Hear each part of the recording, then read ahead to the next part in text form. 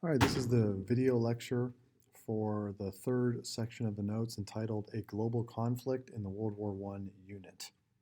I'm going to go slightly out of order here to, no, we're not. Let's go in order. So, one of the things you wrote down in the previous section was that the Ottoman Empire joined the Axis, I'm thinking World War II, joined the Triple Alliance, joined the side with Germany and Austria-Hungary. And so some of the fighting was done in the Ottoman Empire's territory, right here near the city of Constantinople. The region right here is referred to as the Dardanelles. All right, so that's the name of the region, and this was a really hard fought battle. You can kind of see it here in this, if you squint your eyes, the name of the campaign was Gallipoli, Gallipoli campaign, fought in the Dardanelles. And so this was a really poorly planned invasion, and it resulted in 250,000 deaths. The guy who planned the Gallipoli campaign was, so his career was sort of marred because of this bad experience. It's a guy named Winston Churchill. So when World War II broke out, by the time World War II broke out, he didn't have a great reputation. So when he said, "I don't think we should trust Hitler," nobody listened to him.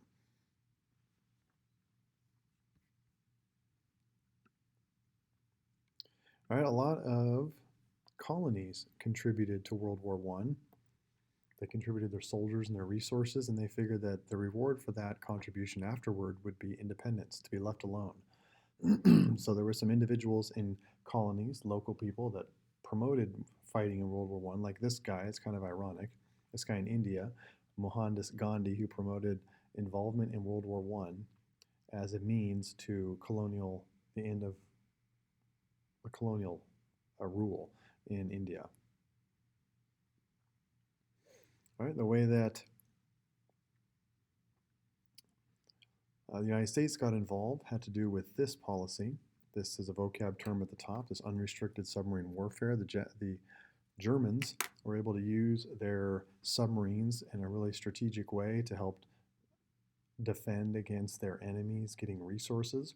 So eventually, instead of just stopping ships and making sure they weren't sending resources to their enemies, they just came up with this policy: unrestricted submarine warfare. Any ship that came into the war zone in the territory surrounding Europe would just be attacked. So they let everybody know. They put notices in newspapers, especially in the United States. If you don't want to potentially get attacked in a ship, don't come near Europe at this time. Of course, that didn't happen. So the passenger ship that was sunk that had a lot of Americans on it was called the Lusitania. And even though this looks like the Titanic, it's the Lusitania. There were, about 2,000 people on this ship. About 130 of them were Americans, and so this was sort of an outrage that happened that caused the United States' opinion on the war to change a little bit.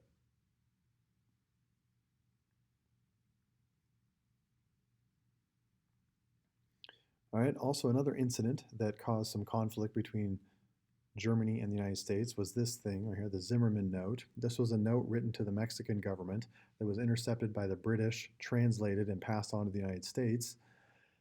And essentially, it said that Mexico should attack the United States, and then, as a reward, once the war was over, Germany would give them back land that was stolen from them in southwest United States.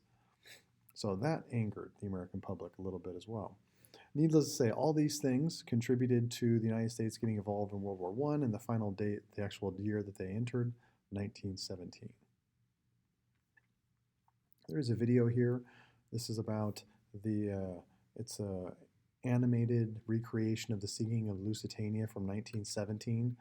It's a little grainy, so I'm not going to show it here, but you can just look this up on YouTube. It's Sinking of Lusitania Animation 1917, and as long as you don't suffer from epileptic seizures, you should be able to watch that just fine.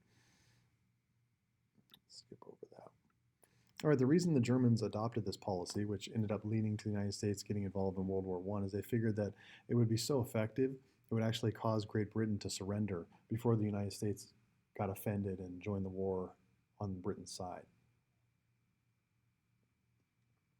So that was the goal.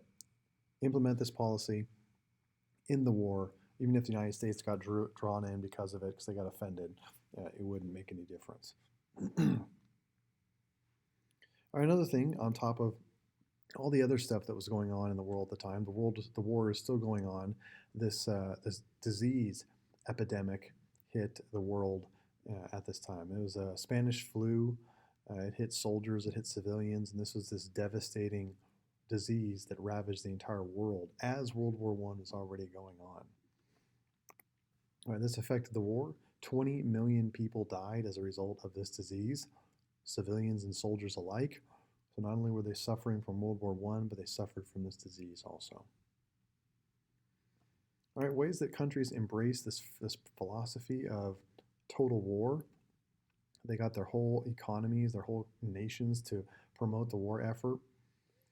The governments took control of the economies, which means that instead of companies making consumer goods, a lot of times they started making military goods. They didn't have cars yet, but companies that made commercial goods would start making military goods. They also rationed food. You could get certain foods and certain items on certain days, and then the rest of it was reallocated to help soldiers. And there was a lot of anti-war activity that was suppressed. Governments during war, even democratic governments like the United States, Abraham Lincoln was responsible for this. They really restricted the freedom of speech during wartime. Women got involved and contributed to the war effort, like these women working in this factory here, making artillery shells. Okay, so some ways women replaced men in jobs that they did because they were being drafted into the war.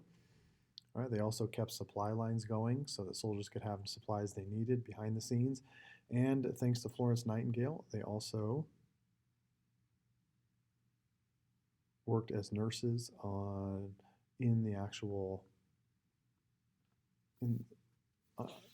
site.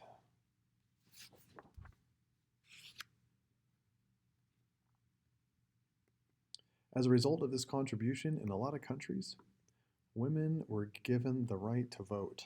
They were seen as capable, as ridiculous as that sounds. Obviously, women had been a capable and contributing part of society since the beginning of time, but this, for whatever reason, this effort after World War I started to change the public's perception of what women could do. Another thing going on during World War I, as if this isn't enough, Russia had some conflict going on. As World War I is in fully engaged, the Russian government was overthrown. The communists rose up, they took over Russia. We're going to look at this a little more specifically next unit. And they negotiated a separate peace treaty with Germany called the Brest-Litovsk Treaty with Germany, and they just ended their involvement in the war. So the Russian government was overthrown. They signed a separate treaty. They stopped fighting in the war, and that was a major change as well. Eventually, Austria and Germany fell. There were some internal things going on in Germany and Austria that led to them being overthrown. In Germany, this is for Germany, the soldiers mutinied and turned on the Kaiser, just were sick of fighting in the war. And in Austria, people were rising up in the government of Austria as well, and so there was just general discontent with what was going on in the war. All right, through that and through losses and things like that, that led to the end of World War I. This is the train car where they all sat down in France and signed the Treaty of Versailles that ended the war. All right, the date of the end of World War I is kind of a neat mathematical sequence here. That is, the answer for that is right here. It ended the 11th day of the 11th month at the 11th hour in the year 1918. This is a definition for our term armistice as well. You can fill that in the vocab section.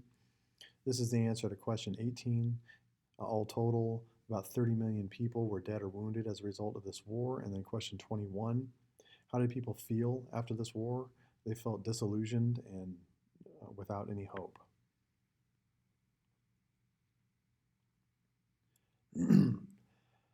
Economically, the challenges that Europeans, that the world faced after World War II were twofold. This is kind of what a lot of the landscape looked like after World War I. There's not much you can do with that. So Europeans had spent most of their money fighting the war, and they also destroyed the resources necessary to build that money back up. So it was a real, what do we do sort of situation. Their infrastructure was destroyed, their treasuries were emptied, and what are you going to do about a situation like that? You can't pay to fix things. So that'll lead into what's going to happen after World War I, the condition of the earth, of the world.